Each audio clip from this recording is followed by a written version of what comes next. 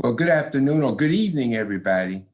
Glad to have you all here on this, what I call a monumental conversation uh, concerning issues around what's happening locally, what's happening globally in terms of protests, police brutality, and things of that nature. And this whole thing started with a conversation between me and Marcus Coleman. Yes. And if you all know me and Marcus Coleman, we never been all around.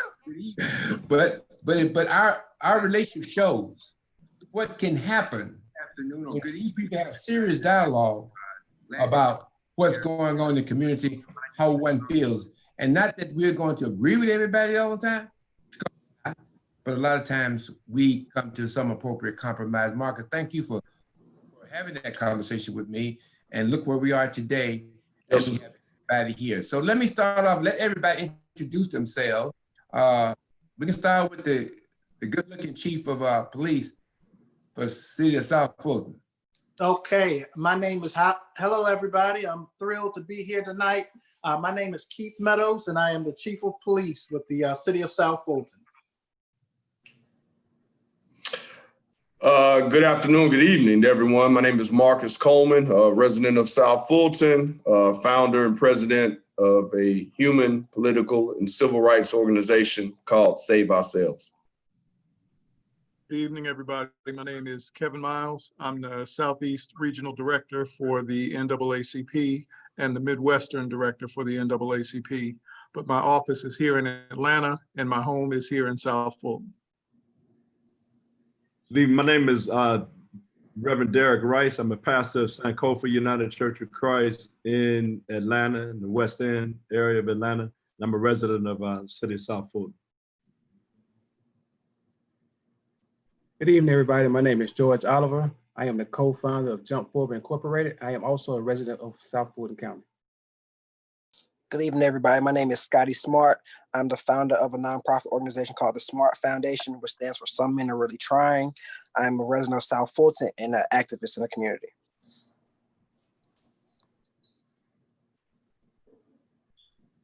I think Mr. Donald. All right. Odie Donald, city manager, city of South Fulton. Well, I can tell you right now before we get started, all of us live in South Fulton, so that is a great thing to know. Mr. Cook, did you say anything?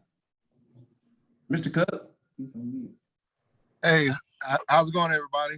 My name is Isaac Cook. I'm the Parent Accountability Court Coordinator for Fulton County. Today marks my first day as an official resident of South Fulton. All right, Okay. welcome. Thank you. Good to have you. Thank Love your tax money. Hope we do well with it. So once again, let me thank all of you. I think this is once again monumental. I think it's a first. I'm ready to listen. I'm ready to hear. And I know that the city manager and the chief are ready to hear. And for this last hour, let's exchange. Now, this will not be the first time we're going to have this dialogue. I want to continue this dialogue. So we may have, this is the first edition Before the Storm. And Marcus could tell you that when I first thought about this, I said, Marcus, I think I'm gonna call it Before the Storm. And I think that is good to do that because we really don't want storms brewing in our city. We want to make sure that we're together, we're on the same page. And if we're not on the same page, once again, we can compromise. So at this time, I'm on my friend who we talked about this long and hard for many, many weeks. Marcus, you want to start us off? Yes, so Mr. Mello, again, appreciate you for agreeing to this forum. And Mr. Mayor, I'm glad you said Before the Storm because a lot of people thought that was my title. So I'm glad it's title. The gentlemen that are selected here today, in some capacity, we have worked side by side or organized side by side in this very vein. These gentlemen that are on this call are dedicated prior to the uprisings that we are engaged in now across the nation or the globe. These gentlemen were dedicated to that before it was sexy and popular. So I would like to throw out a couple of things. And Chief Meadows, I'm so glad you came on because, I mean, we're going to be dealing with policing and it just made sense. Right. make no mistake about it.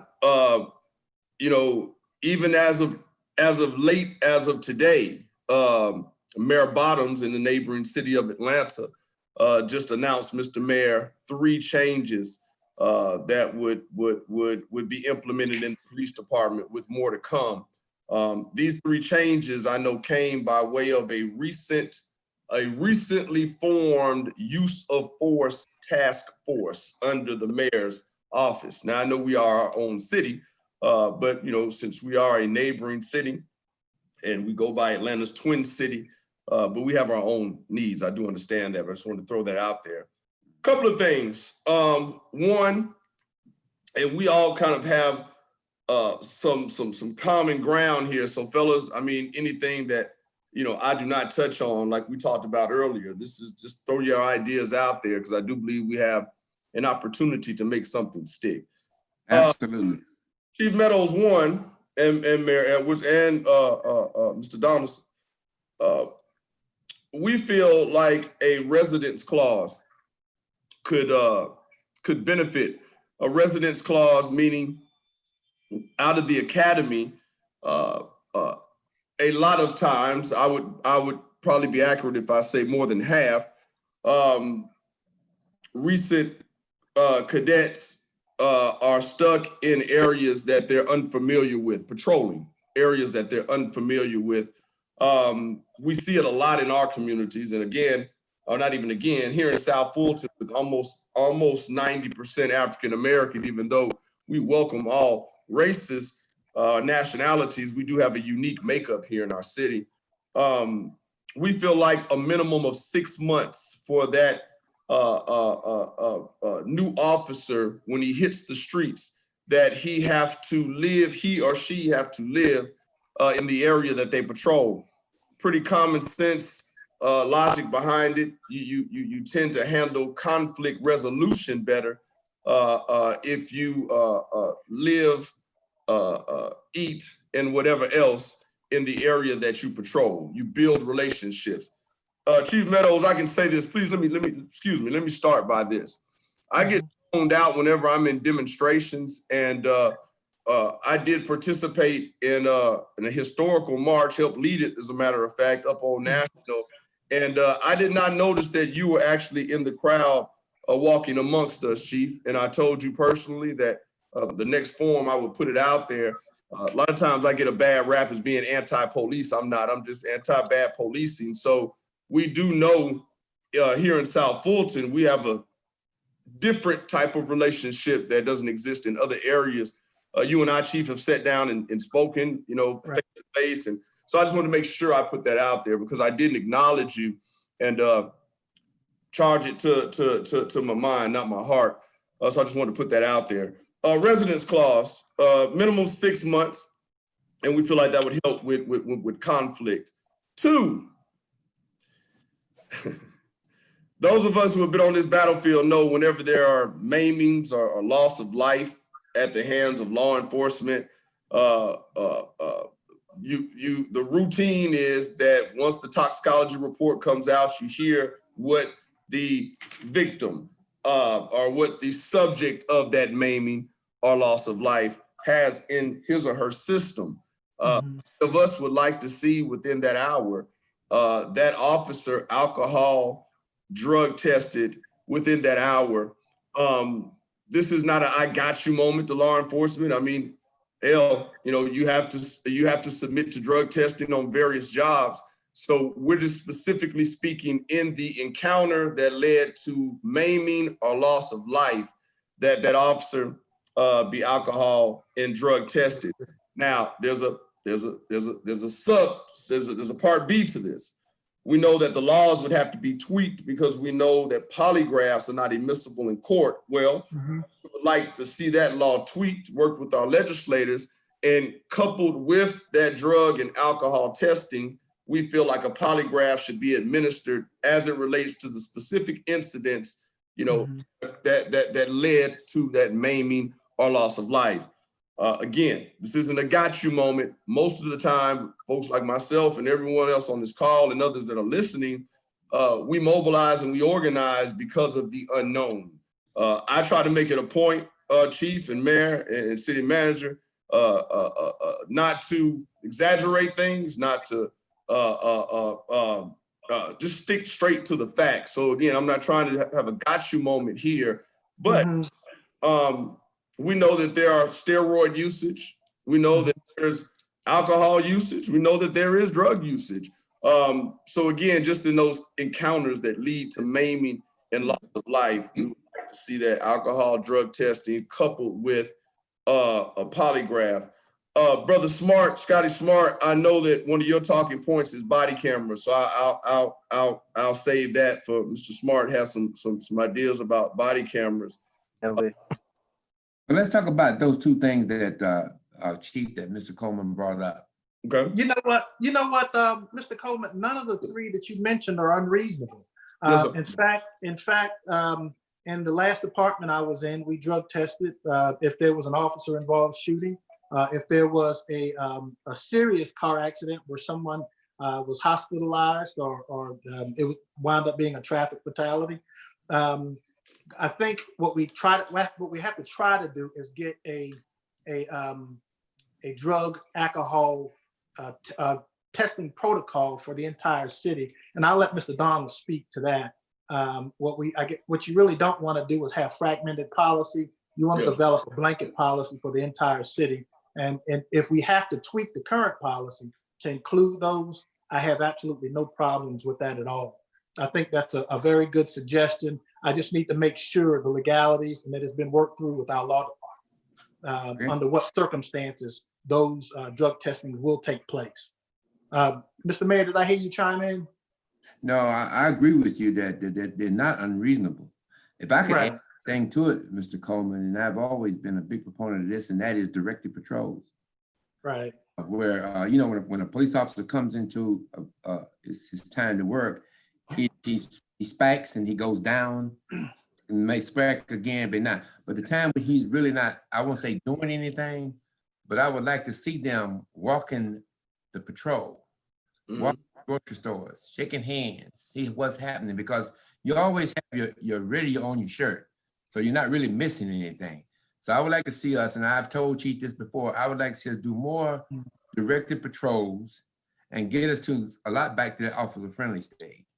And Mr. Coleman is absolutely right. When you talk about, you know, the familiarity, well, one thing that we know is that police officers police differently when we have relationships in the community. And so, Mayor, as you all know, we've rolled out our beat redesign.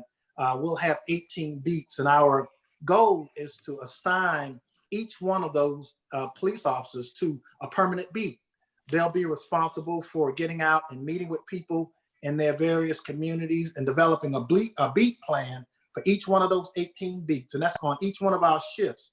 The beat officers will have to put those plans together, submit it to their supervisor. Their supervisors will then have to put together a much larger plan that helps us with our crime reduction strategies. And so we're not where we want to be just yet in terms of manpower or even the rollout of the beat design, but certainly we're headed in the right direction. So what you just mentioned, Mr. Coleman, it's a plan for us moving forward to get some familiarity and to have regular beat officers on particular beats. We just haven't gotten to that space yet. Mr. Go ahead. The one thing I would add is some of those things that are mentioned are kind of already being put in place. So we've revamped some of our drug testing and background check policies to make it one where we're not as restrictive on people joining the city, but also when there are accidents or any type of activity, we're responsive. But I think when it comes to the police, what I think we have to do a better job of is really just educating people on our processes. So Chief doesn't have as many folks as, let's say, the city of Atlanta, or really many of those larger cities our size. And as we build our capacity, I don't know, Chief, maybe 50 to 60% of your officers live in the city, but not all of them. Right. So as we bring new folks on, as we get them acclimated to their different beats, especially with this new beat design, I don't know if the city could commit to a 6-month time frame before you put somebody in a community, but I think there can be an alternative to that where, you know, you partner somebody up with someone who's familiar with that community. So let's say Officer Rogers is on beat 16, which would be, let's say, Cedar Grove. Well, when a new officer comes on, they need to be partnered with Officer Rogers. So it's a acclimation to that community. So there's somebody introducing them and understanding the way that beat operates. And so while I think all of the recommendations are spot on in the direction, we also have to be honest and fair in how practical we would apply them. If you only got 200 officers for a 100,000 person city with about 90 square miles, it's going to be, I don't know how practical it is that you be able to introduce somebody to a new beat 6 months after they start. But what you can do is put them and partner them with officers who are familiar, more veteran officers who are patrolling. And so I think we've committed to that. And I think we've got to talk more about how we practically meet the solutions of our citizens versus just, we can do everything. It has to be a partnership. And so this conversation is a really good one because it kind of lets us know what some of our citizen leaders want to see, and we should be working to respond to that. Right. If I could, just two other things, and I appreciate that, Ms. Odie, and then you know, pass the mic. I will say one thing in respect to what you said, Mr. Odie, and we haven't had very much dialogue at all. But you know, you technically are the mover and shaker of the city. No disrespect to you, Mr. Mayor. You are, of course. But my point is, and I don't mean this in any kind of condescending way, Mr. Donald. I think practical is the reason why the nation is in an uproar right now. I think you know, being very creative in our city is 3 years new. You know, I think I know myself and plenty of others on this line, practical is kind of what got us here, and we're— No, sir, I disagree with you. Course, you know, we've got a blank slate. So I yes, don't— that we do. So don't twist my words. So I mean, we definitely, I agree with you 100%. But I didn't twist anything, sir. Well, I know, I'm gonna straighten it out. So we've got a 100% blank canvas. But Yes, what I wouldn't want to do is say, absolutely, we're gonna put somebody on the street 6 months after they join, and they'll be on their own patrolling the area. Doesn't work like that. Well, I didn't suggest that. I hear you. I just want to make sure I'm clear. So my thing is we want to deliver results to our citizens, period. Yes, and so yes, if you guys represent the citizen leaders, what we should be doing is giving honest feedback and saying, instead of talking about what we can do in 6 months or what we can potentially do, no, our citizens want A, we're going to deliver A. But what does A look like? And so what I would say is, A looks like, if citizens want to make sure that we have community policing, not just in word, but in action, we should be very honest in not only delivering on that, but also talking about the plan to deliver on it. Because just coming up with ideas and having conversations and pie in the sky things, that's why we are where we're at because of that. I think we need to deliver on the promises to citizens and deliver practical solutions. And practical doesn't mean the status quo. Practical means we're gonna deliver what's being asked of us, and this is how we're gonna do it. So I just want to make sure I made that. And this conversation should be definitely a part of the plan as we go forward, Mr. Donald. Because I think the only way to hold government accountable is for citizens to be very clear and precise in what they want.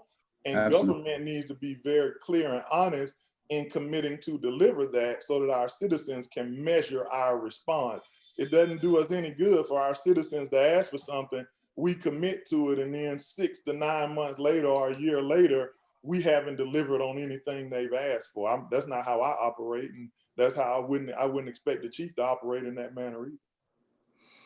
Yes, sir. Well, two other things, and I'll pass this mic. This is one area where we have disagreed with, gentlemen. And that's okay.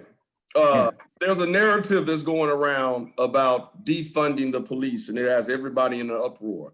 It's actually being taken out of context. It simply means looking at your budget and trimming off fat where it can be trimmed off. Now, I see a big piece of fat here in South Fulton. One of my biggest gripes is the leasing of this militarized vehicle, this Bearcat. I don't think we have an actual ticket on it, but I know it's somewhere around $600,000 for one vehicle.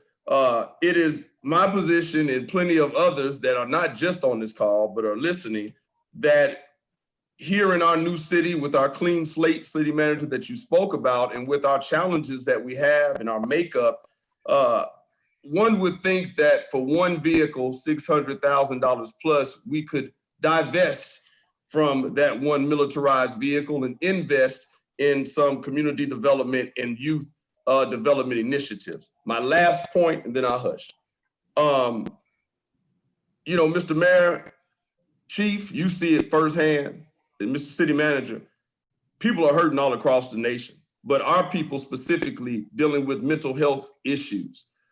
Chief, firsthand, a lot of your calls, sir, I don't have to tell you because this is your lane, deal with people that are having episodes, adverse reactions to medication, adverse reactions to their conditions, period.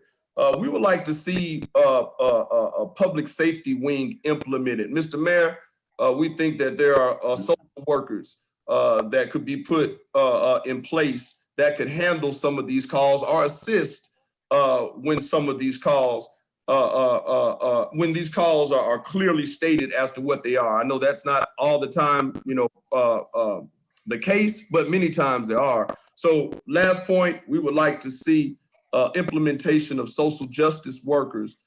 We think that it could help save lives. I'll hush. Okay, Chief, let's be honest and specific about this issue as it pertains to the Bearcat. Right. Well, Mayor, the vehicle is $323,000. It's not $600,000. And what I've committed to is to try to find other funding sources for the Bearcat.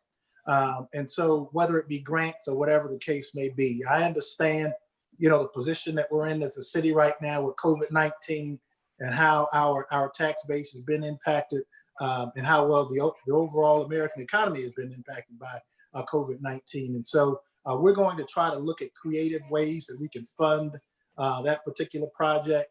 And I understand, some of our residents' concerns about it, but as I always say, it's a rescue vehicle and it's used for primarily for the protection of our police officers.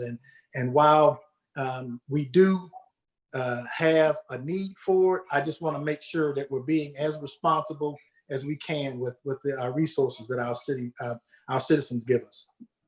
So, Mr. Coleman, I want to add this, is that I'm pretty optimistic that the cost of that Bearcat, once we look at it, will not be from our tax dollars, okay? The other thing I want to tell you is we've had incidences in our city where we've had to call mutual aid in from other cities in terms of a Bearcat. And they have come to our city with their Bearcat and have allowed us to enforce the law. One of them was an incident we had recently on Old National Highway with Candyland. Am I correct, Chief? Is it Candyland? What did we call that place? I think it was Eye Candy. Eye Candy. I don't know about that, but was Eye Candy where we had to really use the Bearcat from, I think it's from College Park, to in there and make some arrests. So we have been using Bearcats all along. But the thing I want you to know is that I want to get it done, but I want to get it done without tax dollars. And we're looking at that road right now, Mr. Cole. So I'll tell you, outside of I'll leave the equipment and stuff to the chief. I kind of defer to the subject matter experts on those type of things. But I'll tell you, I think you got a really good idea about how to kind of divest funding and allocate it to where it really needs to be. In the District of Columbia, and in Savannah, I think we had some great examples there, and we're looking at some of those things here in the city. we're set up a little bit differently because we don't oversee mental health and, social work and all of those things, or even workforce development.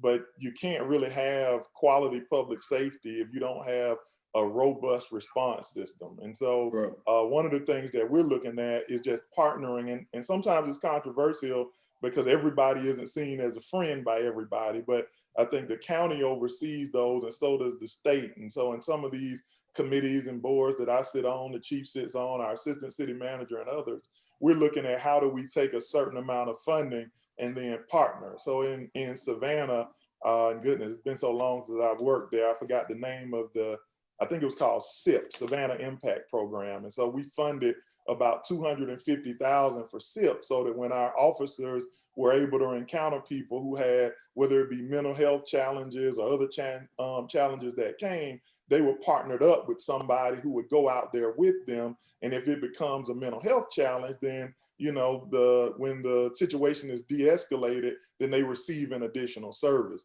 In the District of Columbia, it was a little bit easier because it was all under our umbrella. And so we would allocate a certain amount of funding. It would ensure that we had a certain amount of staff members, programming, et cetera, so we could get ahead of those things. Here in the city of South Fulton, we don't oversee any of those things, but we do have our own pots of money.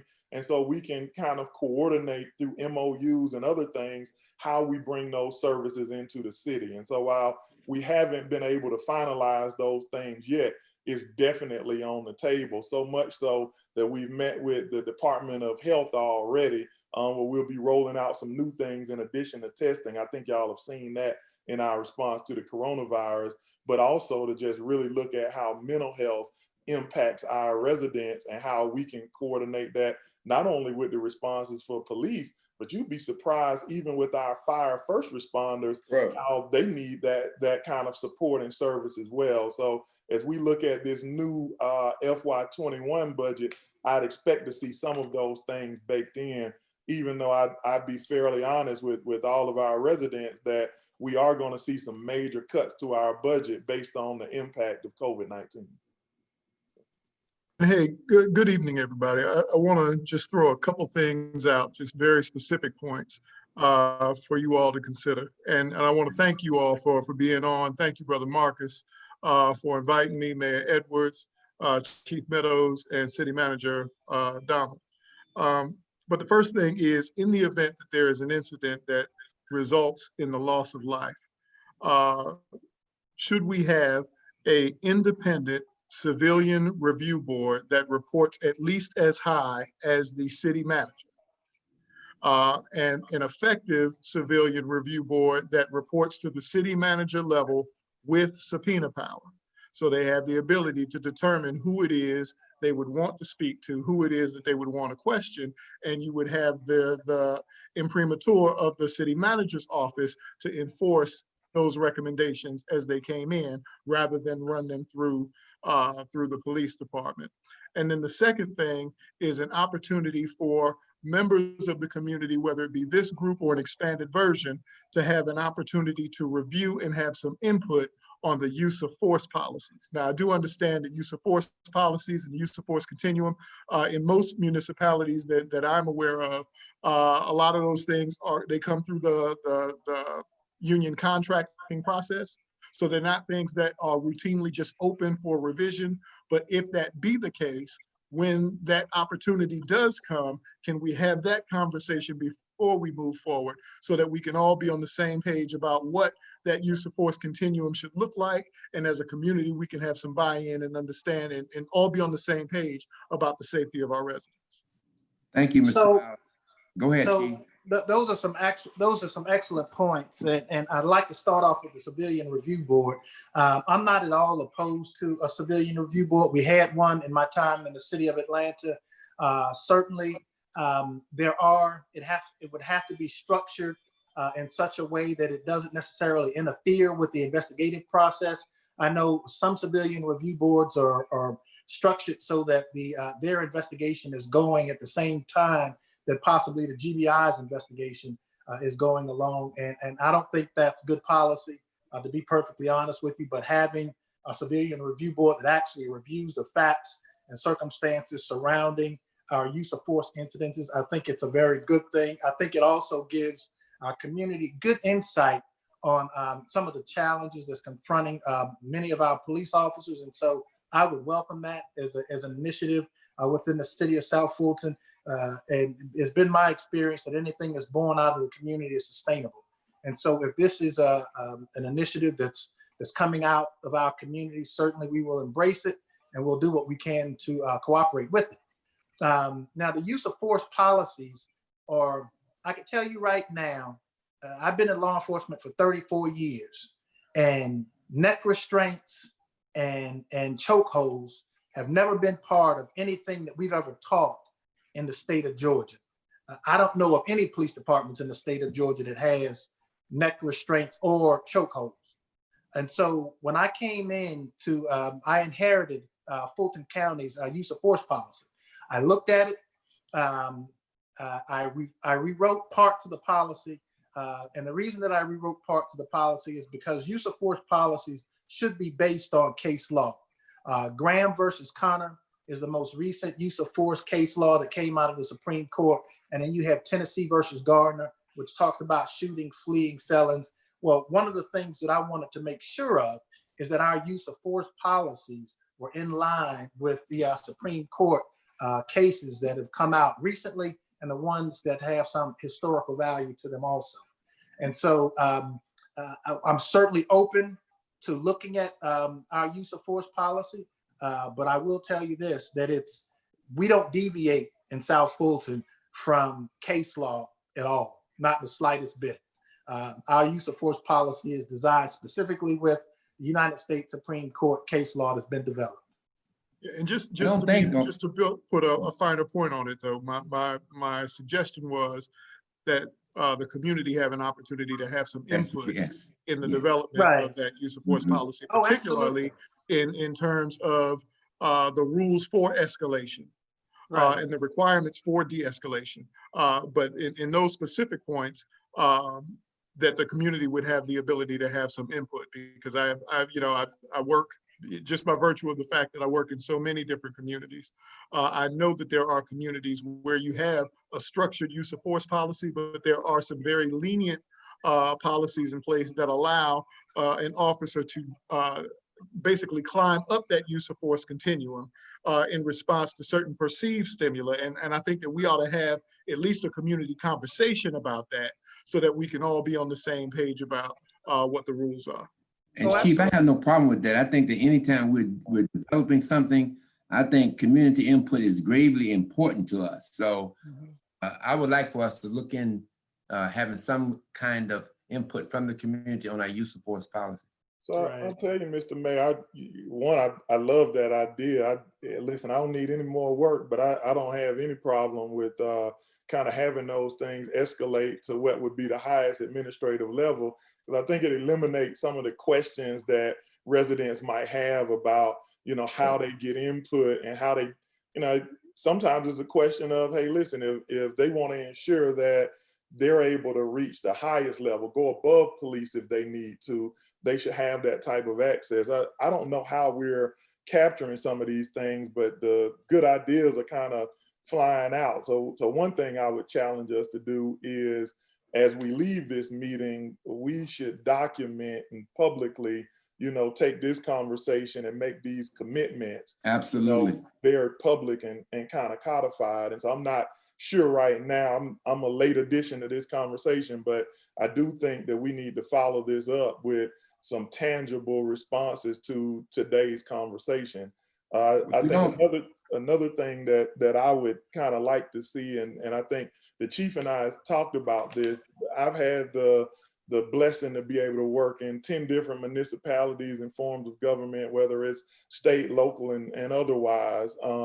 And I think that our use of force policy is one that explicitly denies the ability for chokeholds and other things like that, but the community isn't aware of that. And so one thing I think we need to do is follow this conversation with a very public admonishment for those type of actions, and make it very clear that the city of South Fulton has banned chokeholds and other uses of force that are not allowable under any circumstances. And so I know as the chief administrative officer of the city, I can tell y'all that whether it be the chief, the mayor, myself, or all three of us, we will be releasing a statement that makes it very clear to the public that those things are not allowed in the administration of services from the city of South Fulton. They're not anyway, but making that public statement not only makes it known to our current officers, but also any future officer, but beyond that, our citizens. And so I think we haven't talked about that, but that's something, these commitments that we will be making and the education that we'll be providing to the public, you can go ahead and check that off of your list. And so we would welcome you to be a part of that conversation when we do make that public statement. The decision on how it's going to be released hasn't been made, but you can bet your bottom dollar and all the rest of your coins that we will be making it. Awesome. Well, let me talk through a use of force incident in the city of South Fulton Police Department, if you wouldn't mind. Go right ahead. So, if a police officer feels the need to use force while he's exercising an arrest, essentially what happens is that officer is required to use the minimum amount of force necessary to effect that arrest. And once that arrest is achieved, that use of force obviously discontinues. Well, then that supervisor has to be notified, and a use of force report has to be generated along with an offense report. Once that use of force report is generated, we put together a package. Now we have a use of force board inside of the police department. It includes our SWAT commander, it includes our training commander, it includes the commander from the Office of Professional Standards, and it also includes the deputy chief. And as a board, they sit down and review every use of force incident. Sometimes they'll look at them from a training aspect. Sometimes they'll look at them from a disciplinary standpoint, but ultimately they make the recommendations to me on what action should be taken. They will review the body camera footage from the use of force incident. Each one of them will go through it and they'll be able to talk through that particular use of force incident. They'll document everything that they've done on that use of force board. They'll make a recommendation to me.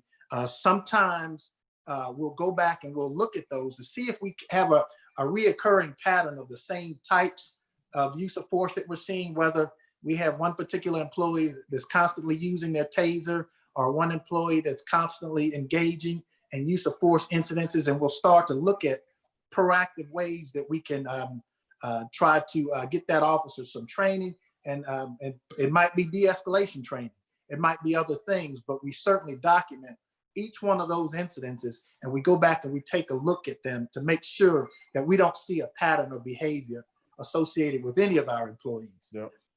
And so that's really important for us. And so being able to take that and then having even an independent source, a civilian review board review it, to look at it from a layman's perspective, I think that's important for us also. And so that's why you'll never get an argument from me having somebody look at those sort of things outside of the police department. Yeah. Now, you just brought up the body cameras and the use of force. How in depth is the city of South Fulton with having body cameras that cannot be turned off by the police officers, because the community wants transparency throughout the entire situation, which would protect both ends of the spectrum, allowing for the officer to say what happened on his end and allowing for the public to feel comfortable with the knowledge. Because a lot of times when we get the police reports, they don't necessarily tell the whole truth. So here's the thing. We have automatic triggers on our body cameras. Okay. When it's programmed in our 911 GIS system, when an officer gets, when he or she receives a 911 call, and that officer gets a half mile away from that particular call, their body camera automatically starts recording. If that officer pulls, and we just unveiled this technology the other day. Yesterday. If an officer pulls his taser or if an officer pulls his service weapon out of their holster, their body camera starts recording. If an officer is lying down if the officer's not upright, his body camera starts recording. We have like 7 different automatic triggers that go off related to our body cameras. And so our compliance rate is much higher than most police departments when it comes to our body camera video. And so we're really proud of the technology that we're in the process of incorporating. We'll even have shot detection triggers once within the next 6 months, where if someone shoots a weapon around a police officer and the body camera picks it up, it'll instantly start recording. And so we're looking to our vendor to create as many automatic triggers as we possibly can to try to increase our compliance rate, and also to catch those incidences where the officer might be caught off guard and forgets to actually activate his body camera, because he could be out interacting with the citizen. Somebody could run up on him and he forgets to activate his body camera because everything happens so quickly. Those sort of things do happen when you're self-initiating calls, and I won't say that they don't, but at the end of the day, we put all of these mechanisms in place to try to increase our compliance rate with respect to body camera video. Did I answer your question? Chief Meadows, I know Pastor Rice and Oliver Cook, you guys got to come on in. I just wanted to splash this real quick. Chief Meadows and Mayor Edwards, we would really like to see punishment on a legal level for officers that deliberately obstruct their body cameras or turn them off. Okay. So here's what I did. And if we could go back and you could pull the data. If I had one officer that took his body camera off and pointed it away from the incident, that officer got a 2-day suspension. I had an officer that obstructed the view or the sound on the body camera. That officer got a 2-day suspension. We want them charged with obstruction. What's that? We would like to see them charged with obstruction. If they are obstructing the view, citizens can get charged with obstruction just for merely standing in the way. So we'd like to see it kind of strengthened there to prevent future violators. I hear you. And so we're going to look at progressive. And those police officers have been told if we have subsequent violations, they could potentially lose their job. And so, we want to make sure that we're taking a really hard stance on this, because I've told our officers, if you don't activate your body camera, you don't get the benefit of the doubt with me. Yeah. And so, I understand those incidences where you didn't have time to activate your body camera. But if you're deliberately trying to avoid the use of that body camera, we're going to take a really hard stance with you on that. And we're going to make sure that the discipline is appropriate and it's going to be swift. But see, that's what I'm saying. I don't even want it to be a question where they can decide to turn it off or on. You know what I mean? I like that you have the triggers on it, but it shouldn't even be a question of whether or not they have the opportunity for the transparency to protect everyone in the heat of the moment that they do forget or try to obstruct or anything, that they automatically will not have that option isn't even available to them. So it took me 2 months to write our body camera policy, and I want to tell you why. And I think yours is very strong. Let me say that though. That's the strongest one I've heard. I said your body camera policy is one of the strongest ones I've heard. Yeah, but the thing about body cameras is that it's one thing to have the technology, and it's something completely different to misuse it. If someone told me that turning your body camera on over the course of a 12-hour shift, to me, that's bad policy, because essentially what's going to happen is that you're going to start to surveil poorer neighborhoods more than others. And then that body camera could be used as a mechanism against people. And then you also have to understand that you might have some victims of sex offenses that may not want to talk in front of a camera. They may not be forthcoming because of that. You may have somebody that wants to pass information along to a police officer and remain anonymous under those circumstances. And if a person knows that they're constantly being recorded, then they're less likely to be forthcoming. Now, I will say this, and this was happening in some police departments throughout the country, where police officers were turning on their body cameras and they were just walking around.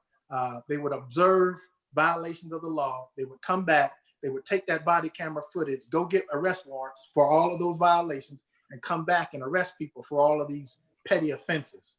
To me, that's a misuse of the body camera video footage. That's not what it's designed to do. And so, but you can misuse that technology in that way. And so having the technology is one thing, but putting thoughtful policy behind it is something else. And so I struggle with a lot of this.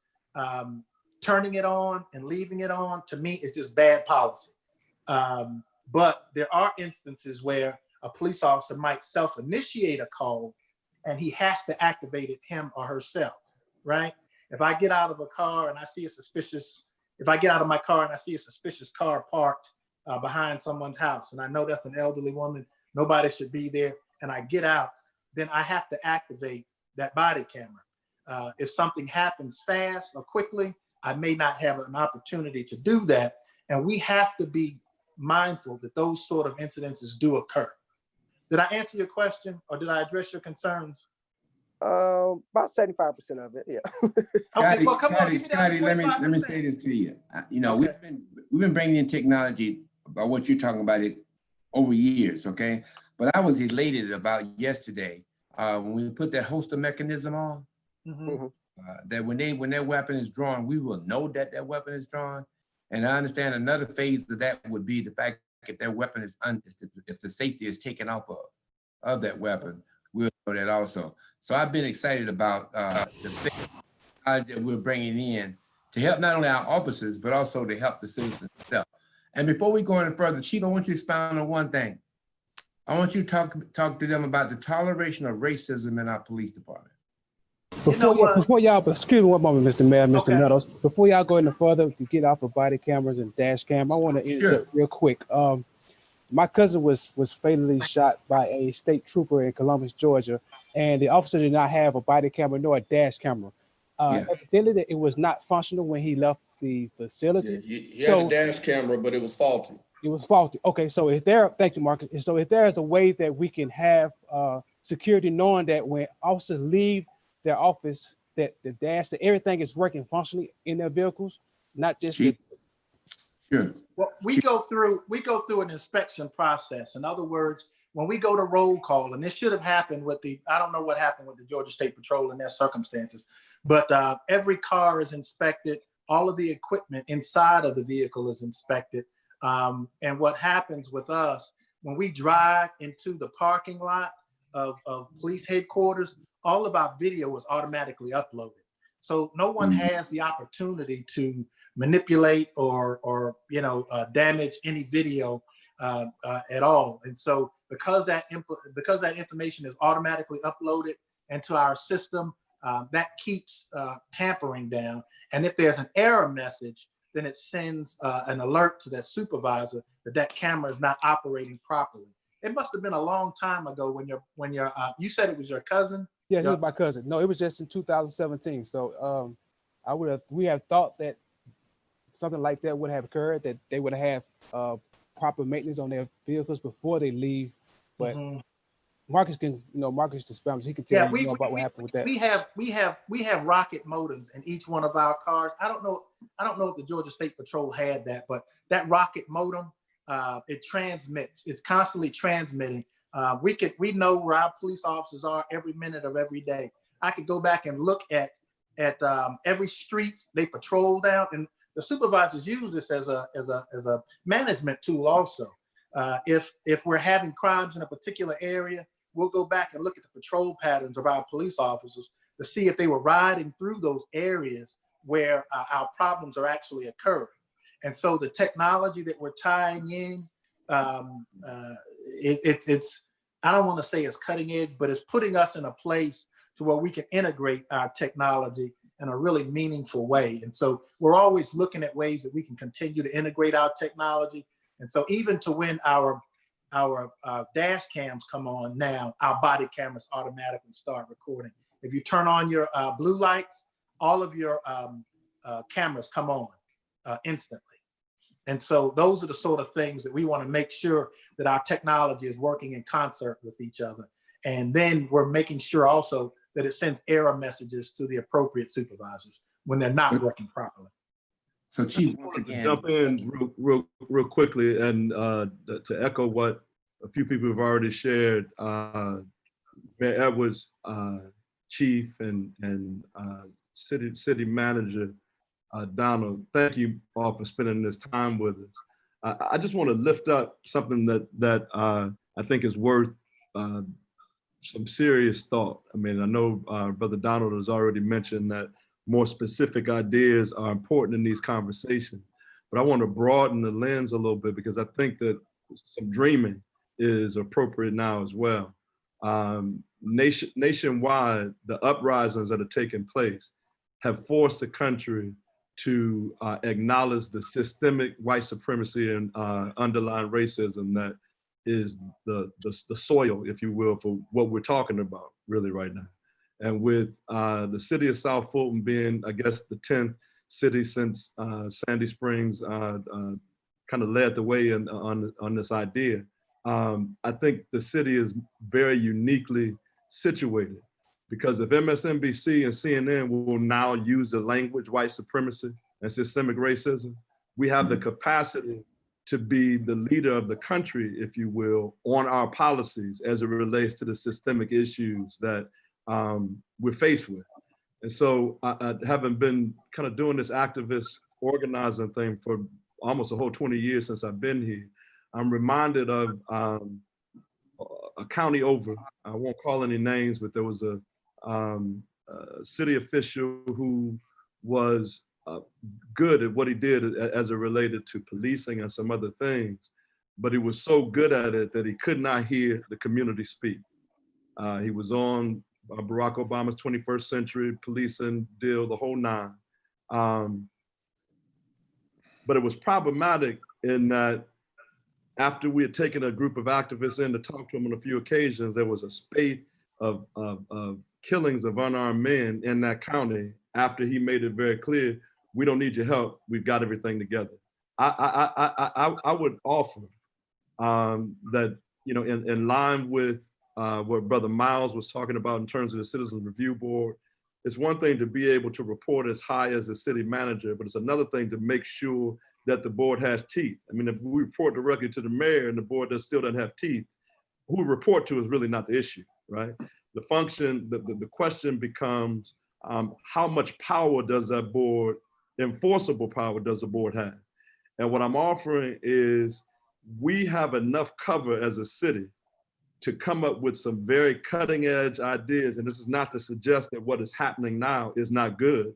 I'll admit, you know, I'm great friends with former Chief Greg Porter down in Clayton County now. He started off cussing me out because I took activists to his home. But after we got to know each other and I understood the way that he was engaging in policing, what I'm offering is, while I'm hearing things that I've not heard before in the years that I've done this work, I am saying that the one missing variable across the board is consistent presence of the community to have input on the front end and not the back end. And so even when you laid out the way that, you know, if an excessive use of force situation takes place, here's how this governing board walks through the process and then the community can look at it. I would respectfully argue, no, the community needs to be a part of that from the very beginning, right? Because what happens is you bought cultural capital now because they know that if a Reverend Rice or Marcus Coleman or whomever is a part of that process from the beginning, we got to accept the fact that just because of the color of our skin is the same, our people don't trust the police forces across the country, period, wherever we are and whatever we look like, right? And so if we're not engaging in cutting edge policies on top of the great things that are already happening, we're really just using the master's tools and expecting for them to free us up. And that's not what the master's tools were meant for. Well, Reverend Rice, I know the police chief that you were talking about. He's actually a very good friend of mine. Right. But we have a fundamental difference on the way that we manage and that we build our relationships in the community. Love him to death, great guy.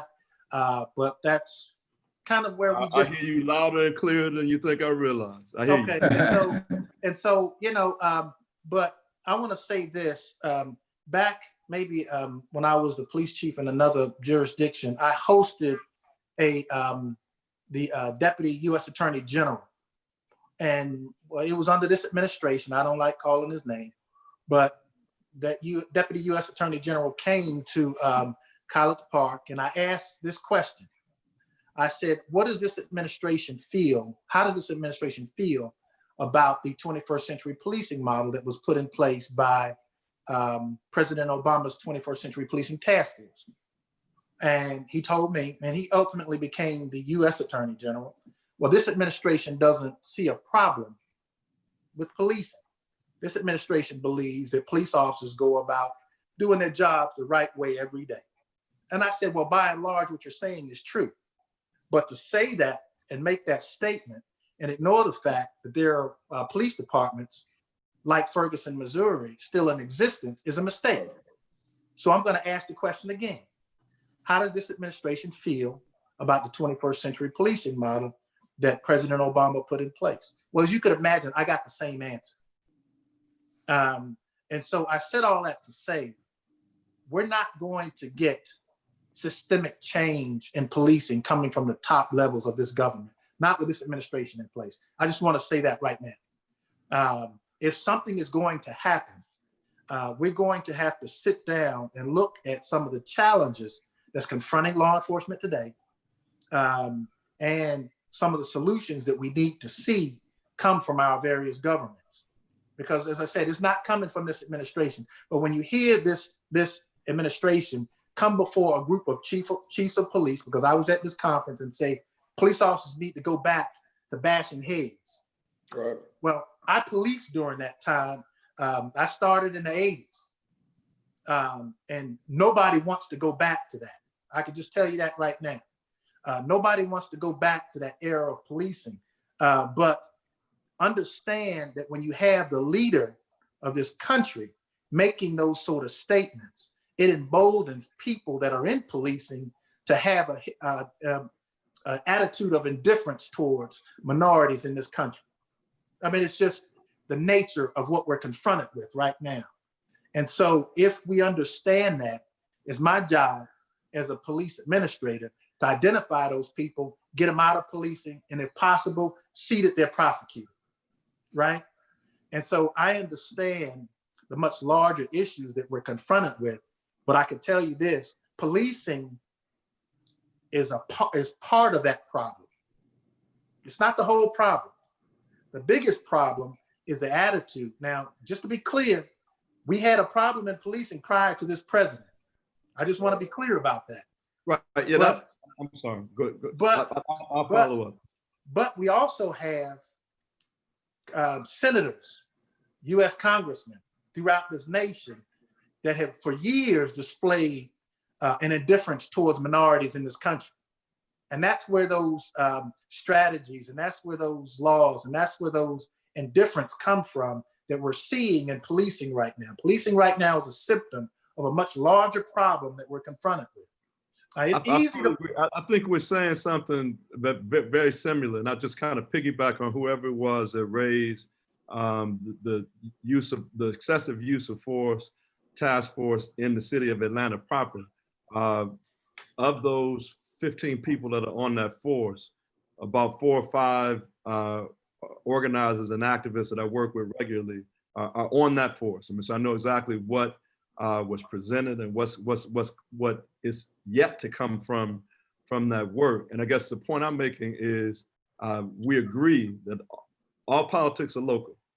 And the beauty of this conversation is, despite the fact that white supremacy is very real, and we don't have a capacity to change that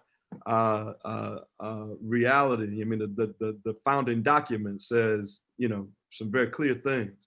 But in the city of South Fulton, I'm arguing, we have a capacity to be very cutting edge in terms of policy for this 100,000 individuals.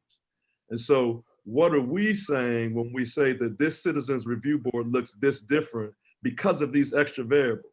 And we have cover to do it because we have a capacity to say that the new energy in the country says we got cover to do something that the rest of the country is not even thinking about doing. And so what I'm respectfully offering is, when I hear that there is a committee of individuals who boil down to policing one another. The community don't want to hear that. Now it sounds, I am impressed by what I've heard, and I'm not, that's not perfunctory talk. From, in terms of your experiences, you remind me of that chief that we're both talking about. The brother's tight, there's no question about that. Right. All right, but however, I'm saying that if we are to inject the community into every step of all of the phases, we're making a statement to our people who, no matter how tight you are, the community does not trust police forces. The community doesn't trust politicians. And we're at the nadir of an opportunity to make some statements that we didn't have a cover just 4 or 5 months ago to make. And so what I'm saying is, can we dream on the edge and say that this is what the Citizens Review Board looks like?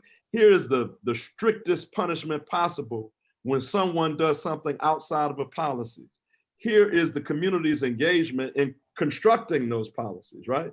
And all of these things, we've got the capacity to kind of be the city on the hill that City of South Fulton was supposed to be, and we can do it. And if we need to use an excuse, it's because these Negroes are in the streets and they pushed us to do something different, right? Well, you know what? Pastor Rice, if I could just say, Pastor, I got something for you. I think you're right on target with kind of fleshing out. We're the city on the hill.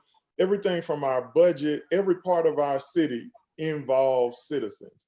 But I would also ask you guys as citizens, so we're talking about this Citizens Review Board, right? And we're saying we could do this, we could do that. What does that look like to you as somebody that doesn't, look, I'm a part of the group that when I get pulled over by police, whether it's South Fulton, City of Atlanta, GBI, whoever it is, I'm just as nervous as I would be whether I'm a city administrator, just a regular Black man, in metropolitan Atlanta. And so as a citizen, when you think about your city on a hill where you have input and you've got a chief that listens, a mayor that listens, and a council that listens, when you think of a citizen review board, we won't even call it that. When you look at a dedicated group that looks at our policies and actions, what teeth does that group need?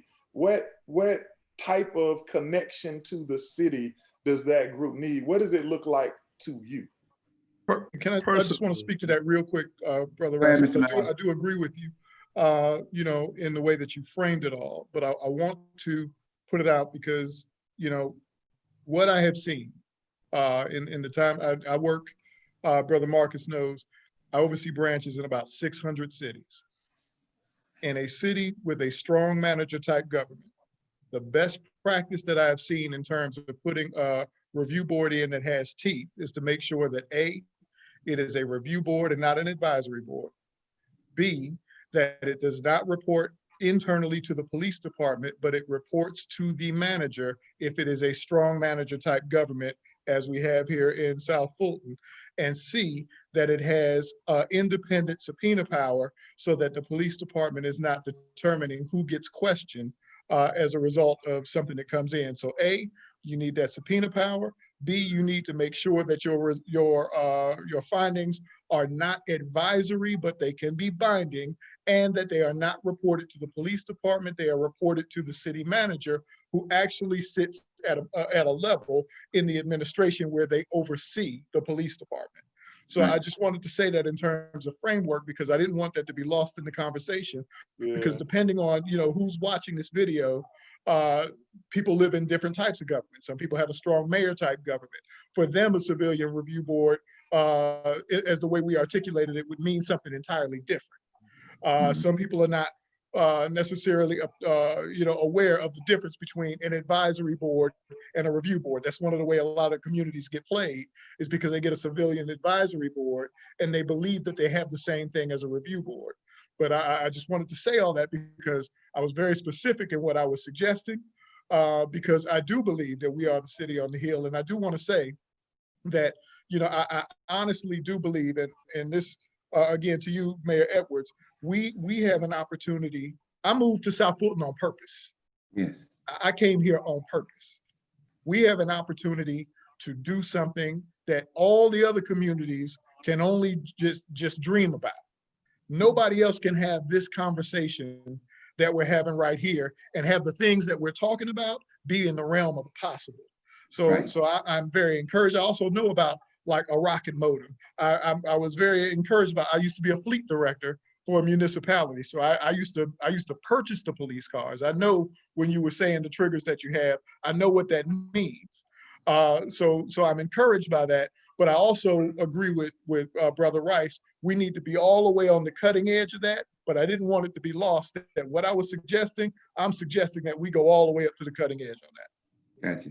We're running out of time, but Reverend Rice, I want Yes, to sir. go ahead.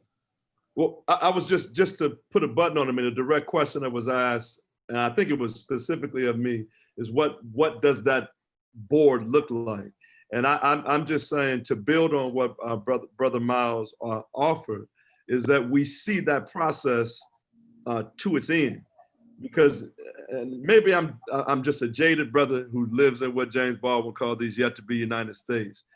Even with subpoena power, and even with reporting to the city manager, if there's no infrastructure that says that when we see this process through, that now our recommendations, having subpoenaed the police officers, will be listened to and acted on or not, we just put together a framework that sounds good, right? And so what I'm saying is when I think cutting edge, yes, reporting to the city manager is a cut above the police, absolutely.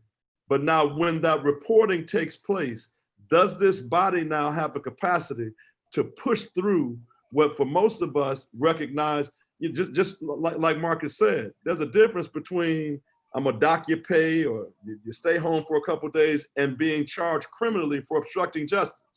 This group needs to have a capacity to push to the edge in terms of the uttermost penalties for living outside of what our little Black Wall Street can look like. Okay. Listen, I want to do this because what I definitely hear, one thing we'll take away from the day, Chief, is the Citizens Review Board concept.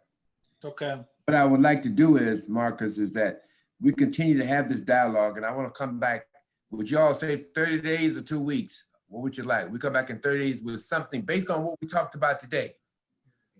Then 30 days, come back with something that we can work with. And during that time, we still can communicate with each other about the draft and how we're going and where we're going with everything.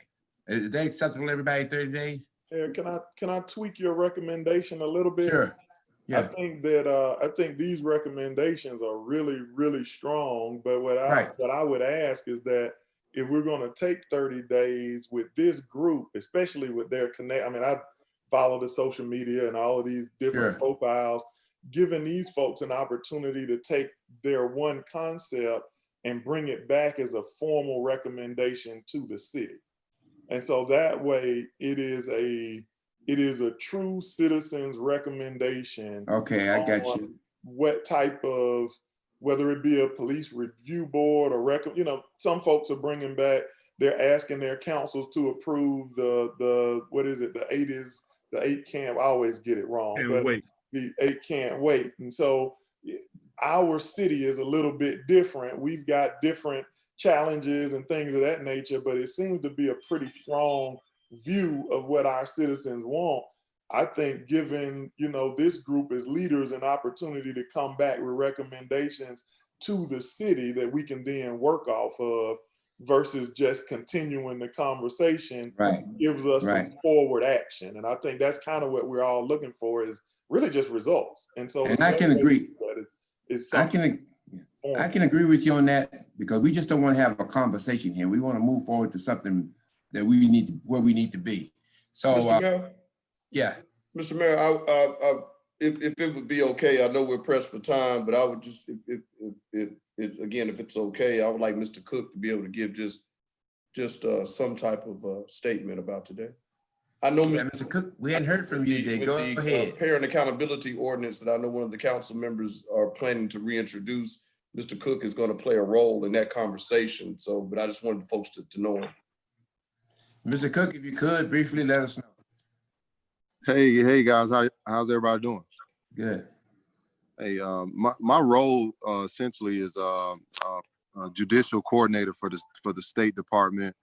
So I ensure that the men and women that are on mainly 90% men that are on child support, they're not incarcerated due to child support. Now, the Office of Child Support Enforcement, you know, one of the things that I disagree with, and I know I get a lot of pushback from my leadership team in regards to speaking on it, is the fact that, you know, they issue warrants for people that aren't able to pay. But the reason why these people aren't able to pay is because they put them on these big astronomical orders, and people can't pay. So you know, to give you an example, if you have a former NBA player that his order was $3,500, now he's back in general society, and now he's making, you know, just regular wages. And as part of what I do is I try to make sure that my leadership knows that, okay, well, he can't pay this. He's working for Welcome All Park now. So now he's making $35,000 a year, and he's not able to pay $3,500 a month anymore. But the process is so slow that they still issue these warrants out for men of color, and then when they get pulled over by law enforcement, it's a trickle down effect, and that's the issue that I have with my own department, and that's something that I think that needs to be changed moving forward. Okay. Well, obviously, this is a big elephant, gentlemen, and we have to take the bite one at a time. And I think what the city manager has suggested is the method for us to go forward. Would you agree in terms of the policy, use of force policy, and the citizen involvement? So we're asking that you all come up with something and bring it back with us within 30 days. Is that reasonable, Reverend Rice? What do you think? I think it makes sense. Okay. Mr. Miles? Okay. That works for me. Okay, Mr. Oliver, what about you? That works well for me. Okay, and Mr. Cook, are you okay with that? And you make a very strong case. We're gonna get to that too, because it's something we need to do. And to Yes, my sir. good friend, Marcus Coleman, what about you? You'll have it in 2 weeks. Okay, then. Well, this has been great for all of us. I think you all would agree, but we can't stop here. We got to continue to do it. And so we'll come back in the next month to have Before the Storm Volume 2 and talk about where we are on the thing that you're bringing back to us. It has to be community-led. It has to be community-led. Let me say that because it makes it more valuable when it's done that way. I think, Mr. Rice, we're going to be on the cutting edge. If we continue to do what we're doing today, we're going to wind up on the cutting edge of everything. So I want to thank each and every one of you for coming up today, and I want to see you again in 30 days with that document. And remember, we can do a lot of things we get done right before the storm. Thank you. Thank you.